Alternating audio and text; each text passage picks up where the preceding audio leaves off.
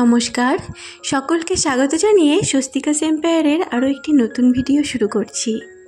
আর কয়েকদিনের মধ্যেই আসতে চলেছে বাঙালিদের 12 মাসের 13 পার্বণের মধ্যে একটি বড় পার্বণ জামাই ষষ্ঠী। তাই সকলকে জামাই ষষ্ঠীর অগ্রিম শুভেচ্ছা জানাচ্ছি। সন্তান প্রাপ্তি ও সন্তানের মঙ্গল কামনায় সন্তানের দীর্ঘ ও রোগমুক্ত সুস্থ সুন্দর জীবনের কামনার উদ্দেশ্যে মায়েরা মা ষষ্ঠীর ব্রত পালন করে থাকেন। সারা বছরে অনেকগুলো ষষ্ঠী পালিত হয়, যেমন মূল ষষ্ঠী, অশোক ষষ্ঠী, পাটাই ষষ্ঠী, দুর্গা ষষ্ঠী ইত্যাদি আরও অনেক ষষ্ঠী। জ্যৈষ্ঠ মাসের শুক্লপক্ষের ষষ্ঠী তিথিকে জামাই ষষ্ঠী বা অরণ্য ষষ্ঠী বলা হয়। এই দিন মা ষষ্ঠীর ব্রত পালন করা হয়। সঠিক নিয়মকানুন মেনে মা ষষ্ঠীর ব্রত পালনের পরে, মা ষষ্ঠীর পুজো দেওয়ার পরে আপনি যদি মা ষষ্ঠীর ব্রত কথা না শ্রবণ করেন বা না পাঠ করেন, তাহলে কিন্তু আপনার মা ষষ্ঠীর পুজো অসম্পূর্ণ থেকে যাবে। তাই আজ আমি আপনাদের জন্য মা ষষ্ঠীর ব্রত কথা নিয়ে হাজির হয়ে গিয়েছি। তাহলে চলুন শুরু করা যাক মা ষষ্ঠীর ব্রত কথা। দীর্ঘদিন আগে এক পরিবারে 7 ছেলে, তাদের 7 জন বউ এবং বাবা মা একসঙ্গে বাস করতেন। 7 বউয়ের মধ্যে ছোট বউটা একটু বেশি মাত্রায় খাওয়ার প্রতি লোভ ছিল। সে প্রায়ই চুরি করে দুধ, ঘি, মাখন ইত্যাদি ভালো খাবারগুলো খেয়ে নিত। তারপরে কেউ যদি সেই খাবারগুলির ব্যাপারে কিছু জানতে চাইতো, তাহলে সেই ছোট বউ বলতো কালো বেড়ালিটা খেয়ে গেছে। এর ফলে সকলেই সেই কালো বেড়ালিটাকে ধরে মারধর করত। কেউ পছন্দ করতো না বেড়ালিটাকে। এইভাবেই যতদিন যায় ততই কালো বেড়ালিটার উপর মারধরের মাত্রা বেড়ে যায়। এমনকি ছোট বউ নিজে খাবারগুলো খেয়ে নিজেই আবার কালো বেড়ালিকে মারত। কিন্তু কেউই জানতো না যে সেই কালো বিড়ালি ছিল মা ষষ্ঠীর বাহন। এইভাবে বিনা দোষে মিথ্যা অপবাদ এবং এই মারধর সহ্য করতে না পেরে একদিন কালো বিড়ালি মা ষষ্ঠীর কাছে গেল ও সমস্ত কথা খুলে বলল। মা ষষ্ঠী তো এই সমস্ত শুনে প্রচণ্ড রেগে গেলেন। তিনি তার বাহনকে বললেন সঠিক সময় আসলেই ছোট বউকে তিনি তার উচিত শিক্ষাটি দেবেন। তারপরে বেশ কিছুদিন কেটে গেল এবং ছোট বউ গর্ভবতী হলো। তারপর সঠিক সময়ে সে একটি সুন্দর ছেলের জন্ম দিল। সবাই খুবই আনন্দিত হলো। কিন্তু রাতের বেলা যখন ছোট বউ একা তার ছেলে নিয়ে ঘুমাচ্ছে, তখন কালো বিড়ালিটা এসে সেই ছেলেটাকে নিয়ে চলে গেল। কিন্তু একথা কেউ জানতে পারল না।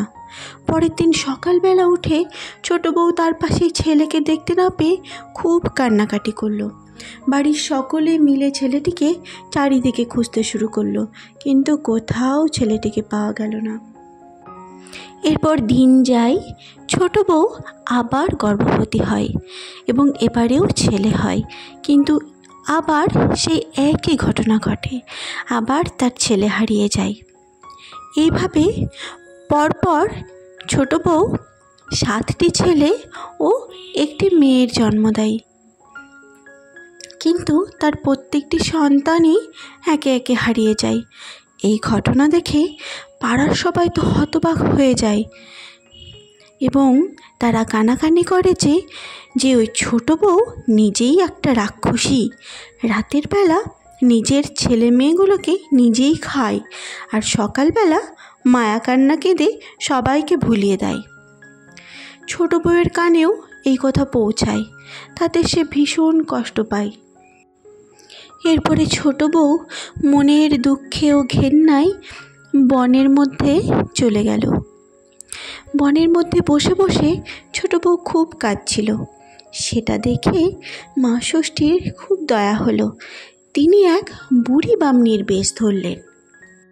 তারপর ছোট বউয়ের কাছে এসে জিজ্ঞাসা করলেন, মা, তুমি কাঁদছো কেন? কি হয়েছে? ছোট বউ বলল, মা, আমি বড় পাপিষ্ঠা। আমার 7 ছেলে আর এক মেয়ে হয়েছিল। আজ তারা কেউ নেই, সকলে হারিয়ে গিয়েছে। সংসারের সকলে আমায় ঘেন্না করে, রাক্ষসী বলে। তাই মনের দুঃখে আমি বনে চলে এসেছি।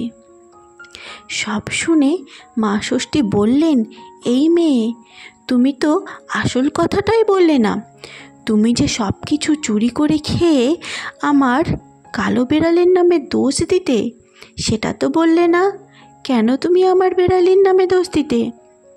সেই জন্যই তো আমার বেড়াল তোমার সন্তানদের নিয়ে আমায় দিয়ে দিয়েছে।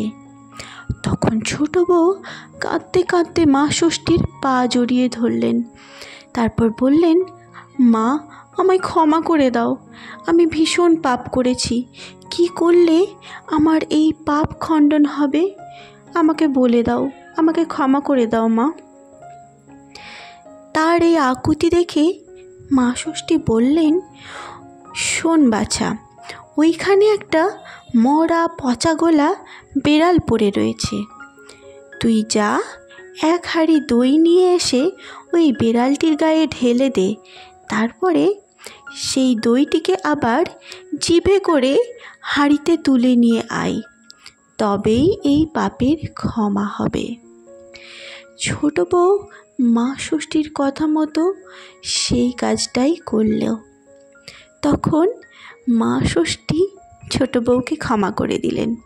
মা ষষ্ঠী তার 7 ছেলে আর এক মেয়েকে এনে দিলেন আর বললেন যে বাচ্চাদের কপালে এই অমৃত দইয়ের ফোঁটা দাও, আর কখনো নিজে চুরি করে খেয়ে আমার বেড়ালের উপর দোষ দেবে না, এবং কখনো বেড়ালিকে মারবে না, এবং বেড়ালির উপরে লাঠি ঝাঁটা তুলবে না।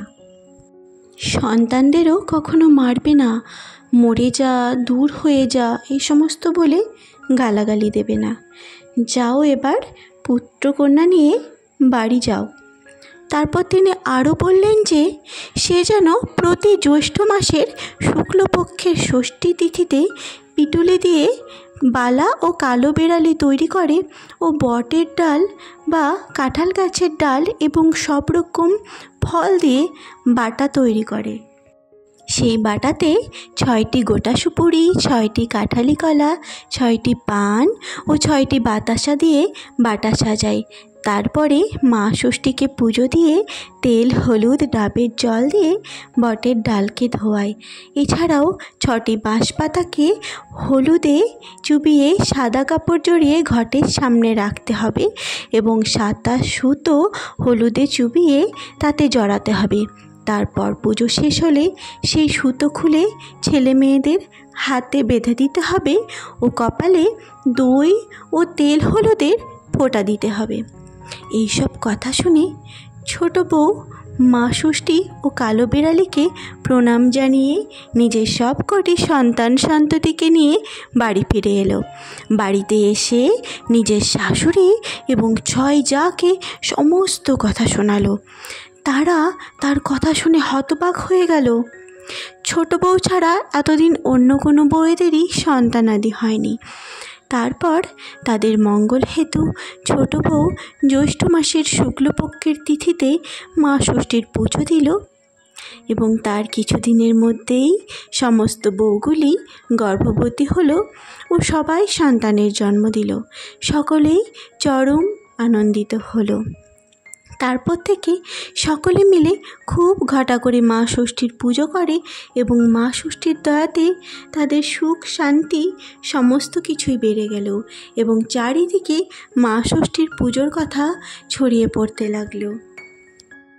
এরপর যথাসময়ে ছোট বউ তার ছেলে মেয়েদের বিয়ে দিল। তারপরে জামাই ষষ্ঠীর দিনে বা এই অরণ্য ষষ্ঠীর দিনে জামাইকে বাড়িতে আমন্ত্রণ করে ছেলেদের মতো করে তেল, হলুদ ও দইয়ের ফোঁটা দিল ও আম, জাম, বিভিন্ন ফলের বাটা সাজিয়ে তাকেও দিল। এরপর থেকে মা ষষ্ঠীর দয়াতে তাদের ধন ঐশ্বর্য আরও বেড়ে গেল। ছড়িয়ে পড়ল ছোট বউয়ের পুজোর ঘটনা এবং চারিদিকে মা ষষ্ঠীর পুজো আরও প্রসারিত হয়ে উঠল। আমার মা ষষ্ঠীর ব্রত কথা সমাপ্ত হলো। জয় মা ষষ্ঠী। আশা করি আপনাদের সকলে খুব ভালো লেগেছে মা ষষ্ঠীর এই ব্রত কথা। মা ষষ্ঠীর এই ব্রত কথা ষষ্ঠী ব্রত পালনের পরে অবশ্যই শ্রবণ করবেন, বা আপনাদের কাছে যদি ষষ্ঠীর এই ব্রত কথার বই থাকে তাহলে সেটা পাঠ করবেন। আজ তাহলে আসি, আবারও খুব তাড়াতাড়ি চলে আসব অন্য কোনো ভিডিওর সঙ্গে।